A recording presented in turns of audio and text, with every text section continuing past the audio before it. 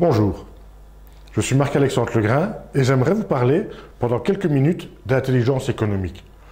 Alors, je vous entends déjà dire « Oui, mais ça c'est encore un concept américain ou français pour les grosses entreprises, mais pas pour ma PME. Ma PME, je la gère au jour le jour comme je peux. » C'est dommage. En tant que consultant en stratégie, je vous garantis que réfléchir de manière intelligente au développement de votre entreprise, de votre PME, ou même en tant qu'indépendant, amènera des résultats extraordinaires en termes de performance, de rentabilité ou de satisfaction des clients.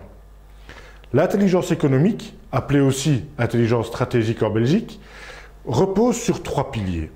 Trois piliers incontournables pour que vous puissiez, vous en tant que patron, réussir votre développement d'entreprise.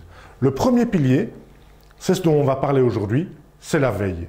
C'est la veille stratégique, c'est-à-dire avoir un maximum d'informations concernant les clients, les tendances, les concurrents, ou bien simplement les nouvelles technologies ou encore les nouvelles lois concernant votre marché. Le deuxième pilier, c'est la protection des données et de l'information. Il est essentiel aujourd'hui que vous puissiez protéger votre core business ou ce qu'il représente. De nouveau, j'entends, oh, mais ça c'est juste pour les multinationales. Vous êtes boulanger dans un petit village en Belgique. Vous êtes réputé pour votre tarte aux pommes. La crème de votre tarte aux pommes est extraordinaire. Vous avez hérité de la recette ou vous avez inventé la recette vous-même. Imaginez demain qu'un grand groupe de la distribution vienne copier votre recette. Ce serait dommage. C'est ce qui fait votre différence. Et donc effectivement, protéger votre donnée, ne pas juste avoir les quelques recettes pour un boulanger ou avoir votre base de données qui soit disponible ou avoir votre tableau de bord en termes de gestion des stocks, etc. sur une clé USB. Protéger votre donnée permet de limiter la menace des concurrents, entre autres. Troisième pilier de l'intelligence économique, c'est l'influence. Vous avez de l'information, vous protégez votre information, susceptible d'être copiée, et puis vous allez influencer votre marché. Comment? Avoir un réseau, avoir des prescripteurs, des ambassadeurs, avoir des contacts qui soient dans les différentes administrations, avoir des contacts qui soient chez les différents prospects, être bien intégré dans le networking. Par exemple, je parle des fédérations, je parle des chambres de commerce ou autres organisations, permet de vous positionner comme étant un expert incontournable et de confiance par rapport à votre marché. Ces trois piliers-là vont faire en sorte que vous puissiez avoir de l'information, la protéger et mieux communiquer par rapport à vos prospects ou par rapport à des leads éventuels. Vous allez me dire comment faire tout ça, on n'a pas le temps. Mais vous savez, piloter une entreprise, c'est comme piloter une voiture.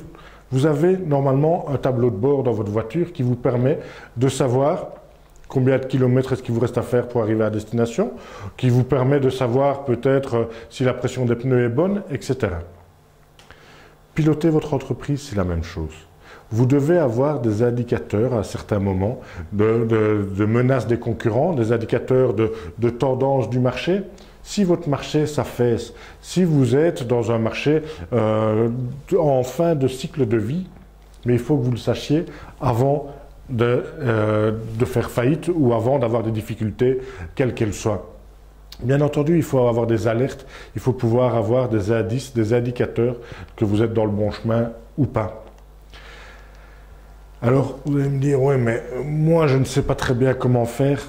Il y a une méthode qui existe. Et cette méthode, c'est quoi? C'est, premièrement, aller voir en interne, dans votre entreprise, ce qui se passe. On a souvent le nez dans le guidon en tant qu'indépendant, en tant que patron d'entreprise ou en tant que CEO ou administrateur délégué d'une entreprise. On a le nez dans le guidon et on oublie d'aller voir ce qui se passe chez nous. J'y reviendrai un peu plus tard. Mais premier élément, vraiment, analyse de la situation de l'information interne existante. Et puis alors après, vous allez choisir quels sont les indicateurs par rapport à toute l'information qu'il y a dans votre entreprise, quels sont les indicateurs de performance que vous avez décidé de mettre en place. Est-ce qu'on parle d'indicateurs en termes de satisfaction client, en termes de chiffre d'affaires ou de marge, ou autre? Une fois que j'ai cette analyse interne, je vais voir l'environnement extérieur. Et donc, je vais analyser l'information qui existe. Et elle est nombreuse. Ce qu'on appelle aussi le big data. J'ai tendance à parler d'infobésité parce qu'on est vraiment dans un schéma aujourd'hui de récolte de nombreuses informations. Après, il faut choisir lesquelles sont pertinentes ou pas. Parce qu'on va devoir pondérer ces informations. Et si elles ne sont pas pertinentes, ok, on laisse sur le côté. Si elles ne sont pas utiles à mon développement, ok, on laisse sur le côté. Moi, ce que je veux vraiment, c'est que vous puissiez dire, là, je vais y aller, là, je vais voir effectivement ce qui se passe. Un peu comme le monsieur ici, quoi. Un peu comme ce monsieur qui dit, oui, ben, effectivement, je regarde et je veille par rapport à l'horizon. Je vais déterminer quelles sont les sources documentaires qui sont vraiment pertinentes par rapport à mon métier. Puisque j'ai analysé tout ce qui existe sur des blogs, des sites internet, sur des médias classiques, des journaux, la presse écrite, ou bien des prescripteurs qui vont en parler, ou encore des émissions TV. Bref, quels sont les éléments qui me sont utiles? Et je vais vraiment déterminer les sources entrantes d'informations utiles. Et puis alors, je vais aller analyser quelle est l'information qui me manque pour prendre les bonnes décisions. On parle quand même de stratégie aujourd'hui. Et donc, la stratégie, c'est prendre des informations, c'est prendre des décisions par rapport à mon avenir. Avenir en tant qu'indépendant ou en tant que patron d'entreprise. Et donc, s'il me manque de l'information, il peut me manquer comme information les nouvelles technologies, les nouvelles lois. Si je prends le secteur des drones, par exemple, donc il y a énormément de télépilotes maintenant qui veulent se former pour devenir pilote de drone. Ok, mais quelles sont les lois qui réglementent le secteur d'activité? Si je n'ai pas cette information-là, je ne ferai pas du bon business. Et puis alors après, cette information manquante, il va falloir que j'aille la chercher. Et là, il faut que j'aille sur le terrain pour observer ce qui se passe à travers du mystery shopping, si je parle de mes concurrents, ou à travers des caméras qui vont analyser le comportement de mes clients dans un showroom, par exemple, ou à travers des sondages. Je vais analyser concrètement ce qui se passe. Donc, la méthodologie, c'est quoi? C'est analyse de l'information interne, détermination des KPI, donc des indices de performance, analyse de l'information externe avec quelles sont les informations utiles, quelles sont les sources documentaires pertinentes, et puis, qu'est-ce qu'il me manque comme information? Et ce qu'il me manque comme information, je vais aller le chercher sur le terrain. Le flux interne, c'est chez moi, qu'est-ce que je peux utiliser comme information pour prendre des décisions. C'est chaque fois la même chose, hein, c'est prendre des décisions en termes de protection et en termes d'influence de mon marché pour assurer de la rentabilité, bien entendu, par rapport à mon entreprise. Donc, premier élément, concrètement, je vais créer un tableau de bord. Un tableau de bord avec des KPI, ce qu'on appelle des KPI, donc des indices de performance clés que je vais choisir. Ce tableau de bord, il n'est pas nécessairement utile d'avoir des logiciels hyper performants. Suivant votre situation, choisissez ce qui vous convient le mieux. Un bon tableau Excel est très bien. Maintenant, il existe effectivement d'autres outils de gestion, de logiciels de gestion d'entreprise qui vous permettent d'avoir ce tableau de bord qui soit mis à jour directement et qui soit effectivement efficace, que ce soit sur votre smartphone, tablette, ordinateur de bureau ou autre. Quels sont les indicateurs de performance? Vous pouvez avoir comme indicateur votre chiffre d'affaires, bien entendu, mais aussi votre marge d'exploitation. C'est très bien de faire du chiffre, mais derrière, est-ce que je gagne réellement ma vie? Je peux avoir les ventes par gamme de produits. Gamme A, B, C, qu'est-ce que je vends? Qu'est-ce qui se vend mieux? Qu'est-ce qui se vend moins bien? Ou par zone géographique. Les ventes par zone géographique en disant, OK, je vends mieux à l'exportation. Dernièrement, je discutais avec un patron de brasserie qui me dit « Je suis passé de 80% de vente à l'exportation à 50%, mais de manière réfléchie, puisque j'étais trop à l'exportation et que j'avais des coûts logistiques beaucoup trop importants par rapport à ma situation. » Je peux analyser aussi dans mes indices de performance quels sont les coûts par contact. Combien me coûte un nouveau lead, un nouveau prospect, ou combien me coûte un nouveau client. Je fais de la publicité, j'organise des événements, je participe à des foires et salons, ok, super. Mais la rentabilité est derrière. Donc, qu'est-ce que ça m'amène comme contact ou comme client? Et donc, ça peut être un indice très performant pour désigner les futures stratégies de communication. Je peux avoir le taux de satisfaction, je peux avoir le taux d'attrition, c'est-à-dire le pourcentage de clients qui, année après année, quittent l'entreprise, ne sont plus clients. Et ça, je peux vous garantir, quand je pose cette question-là à des patrons d'entreprise, ils ne savent pas répondre en disant le nombre de clients qui partent, j'en sais rien. J'ai augmenté de 3% mon nombre de clients cette année-ci. Oui, mais ça veut dire quoi? Ça veut dire moins 5% plus 8, ou ça veut dire moins 50 plus 53. Et ça va faire une grosse différence par rapport à la rentabilité, bien entendu. Je peux avoir comme indice de performance le coût du service après-vente. Si j'ai une qualité moins bonne de produit par rapport à la gamme Tchic Boom Tralala, je vais peut-être avoir un coût supplémentaire de service après-vente. Et donc, il va falloir que je prenne des décisions par rapport à ça. La rotation de mon personnel, est-ce que le personnel sort bien chez moi ou pas? Si j'ai une rotation importante de mon personnel, ben le coût de la formation du personnel ou bien simplement la confiance que le client ou le marché peut avoir dans ma société va faiblir. Enfin, la masse peut-être du stock disponible. Enfin, non, il y en existe beaucoup d'autres. Suivant votre secteur d'activité, choisissez. Si le stock, ça coûte cher. Et donc, si par exemple, vous avez un magasin de chaussures, vous allez vous dire, bah, OK, moi j'ai 10 000 paires de chaussures en stock, donc qui que soit vienne, il trouvera chaussures à son pied. Oui, d'accord. Mais en termes de rentabilité, je peux vous assurer qu'il va avoir une problématique très rapidement. Donc, je vous conseille d'analyser l'information existante et de choisir des éléments, des indices, des indicateurs qui font que vous savez que vous êtes sur la bonne voie ou pas. Vraiment comme dans votre voiture. Est-ce que vous avez assez d'essence que pour arriver à destination? Est-ce que la pression des pneus est assez bonne, etc.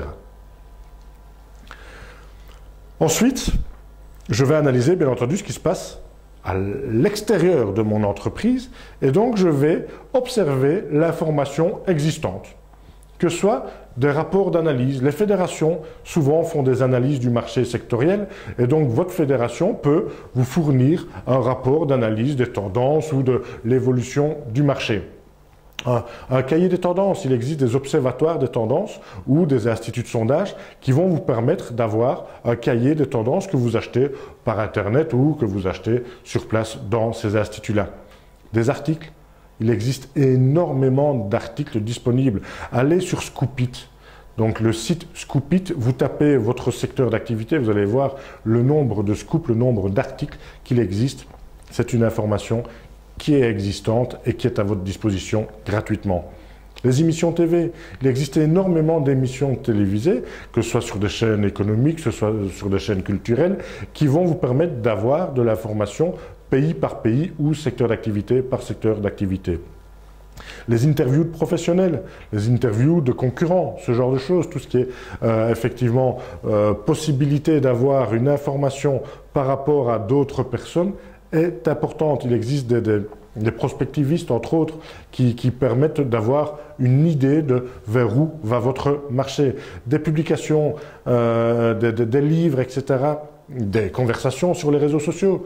Si Facebook, pour ne citer que lui, est un moteur de recherche. Alors vous allez me dire, ben non, Facebook, ça sert juste à communiquer ce qu'on va manger le soir même ou partager une vidéo de petit chat. Non. Tapez un mot-clé dans le moteur de recherche Facebook et regardez toutes les publications qu'il y a eu, les articles qu'il y a eu, etc.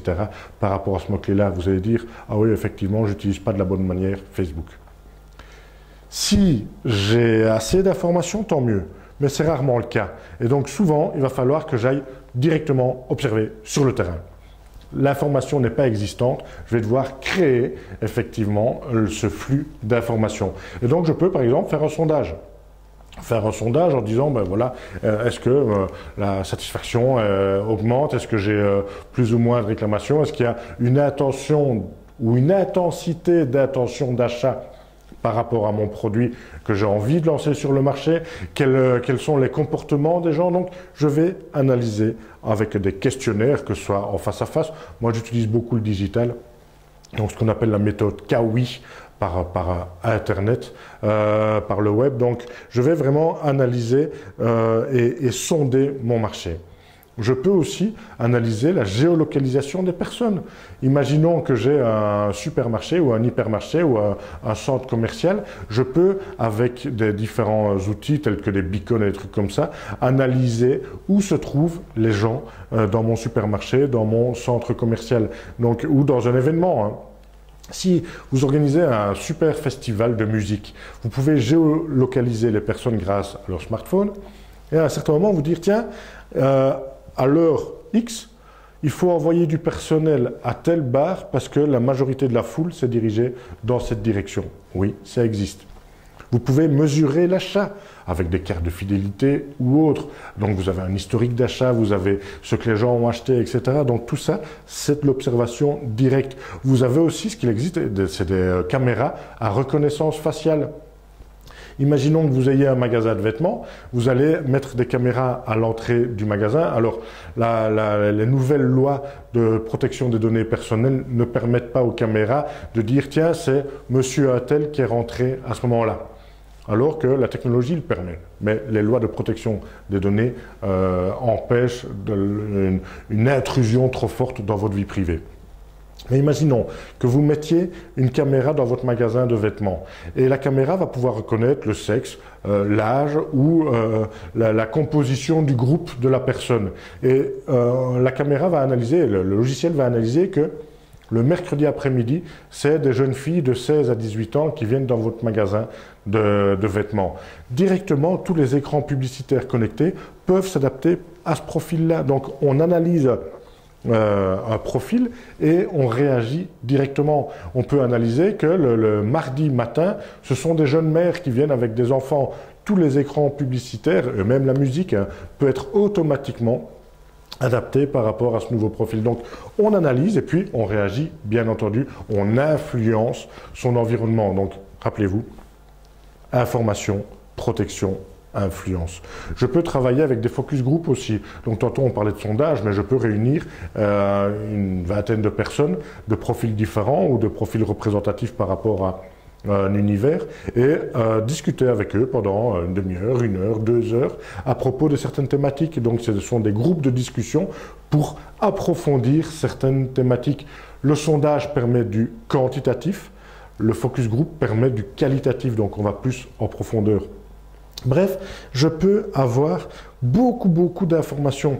Dernièrement, pour un de mes clients, j'ai été interviewer les clients, ses clients, à lui, en disant, tiens, qu'est-ce qui vous a fait choisir telle société, quelle était votre problématique, etc. etc. Donc, j'ai tout ce retour d'informations et parfois on prend des claques en disant, ouais, mais enfin, il y a ça qui devrait être fait, etc. Tant mieux, puisque chaque insatisfaction, chaque réclamation peut être un cadeau pour pouvoir s'améliorer, améliorer sa stratégie et améliorer son développement en termes de performance. Grâce aux outils digitaux, il est très facile d'automatiser cette veille. Vous savez, moi j'aime bien le digital comme étant un outil. Un outil qui va me permettre de diminuer mon effort et d'augmenter les résultats. Car effectivement, les outils digitaux, c'est ça. Et l'automatisation, c'est ça. Pourquoi voulez-vous que j'aille chaque fois sur le même site internet pour aller voir s'il y a des nouveautés, que j'aille chaque fois taper dans Google des mots-clés pour voir s'il y a des nouveautés, etc. Il existe plein d'outils qui vous permettent d'automatiser. Alors le premier, le plus facile, c'est Google Alert. Dans Google Alert, vous allez taper des mots-clés et chaque fois que les mots-clés, tapez intelligence économique dans Google Alert. Chaque fois qu'il y aura un article qui sera publié par rapport à l'intelligence économique, chaque fois qu'il y aura peut-être une interview d'un expert en intelligence économique, vous allez recevoir un mail vous signifiant qu'il y a une nouveauté. Tapez le nom de vos produits, tapez le nom de vos concurrents. Si on parle de vos concurrents dans la presse, il faut que vous le sachiez. Google le sait, donc il vous partagera cette information. Vous pouvez aussi créer des flux entrants d'informations dans un logiciel comme NetVibes ou autre. NetVibes permet de créer des dossiers et ces dossiers, en fait, on va peut-être créer un dossier sur une veille sur les matériaux durables pour la construction d'une habitation unifamiliale. Et donc, je vais créer un dossier par rapport à ça et je vais y diriger différents flux d'informations. Et donc là, je vais dans un seul endroit pour, une fois toutes les X temps, aller chercher l'information qui a été renouvelée. Je peux utiliser Twitter. Alors Twitter, vous allez me dire, c'est pour les stars qui partagent leur information. Non.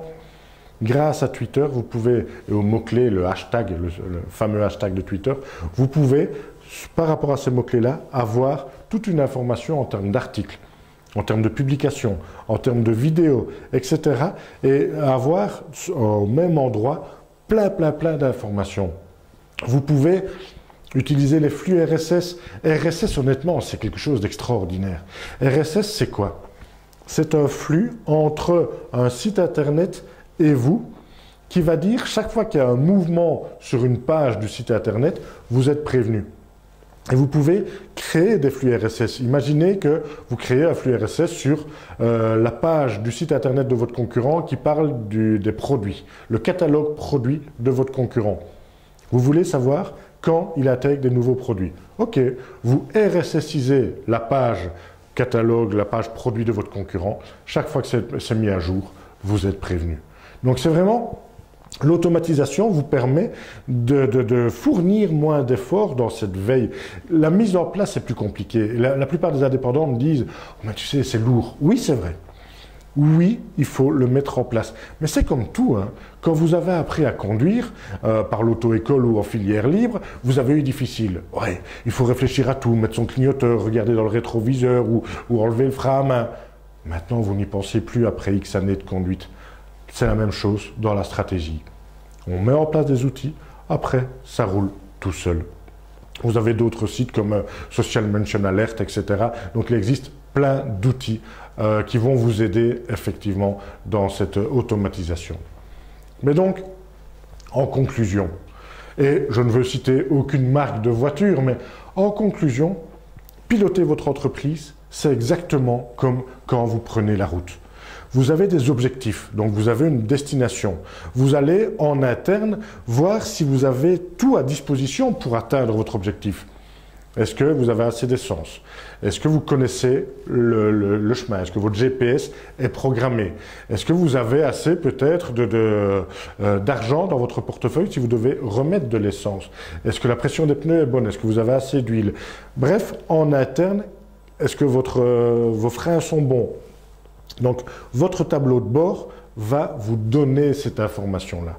Et puis, vous allez analyser en externe aussi, comme quand vous pilotez.